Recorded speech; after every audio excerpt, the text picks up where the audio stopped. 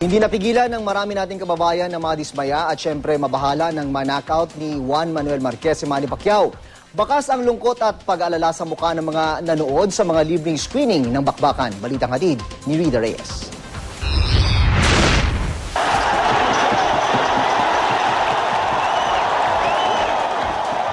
Ang ilang minuto ng walang humpay na hiyawan at palakpakan sa San Andres Sports Complex,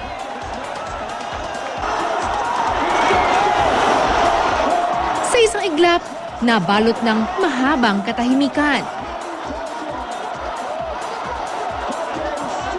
Ang ilan umalis sa pagkadismaya. May mga natulala matapos ang umaatikabong bakbakan.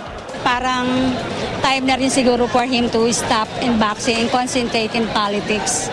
So parang tulala ako kasi parang bigla ba na hindi mo inaasahan, bigla na lang biglang tumumba. Napakalinis, kitang-kita man natin kahit sa huling laban niya, lumaban siya ng pukpukan. Kaso talagang yun ang gusto ng Diyos eh. Maging si Manila Mayor Alfredo Lim, di na iwasang ibalibag ang silya dahil sa inis. Nalaki pants eh.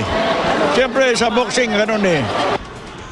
Jam-pack din ang gym sa kamera para sa libreng screening ng Pacquiao Marquez 4. Sa tuwing makakatama si Pacman, napapatayo at napapatalon ang mga nanonood.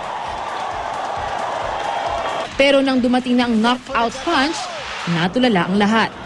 Ang iba, natakot.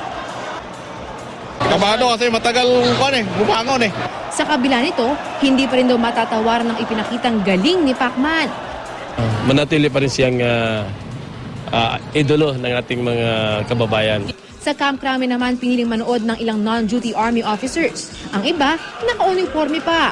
May libreng pagkain pat inumin.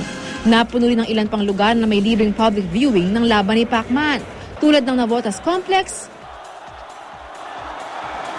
Rida Reyes, GMA News.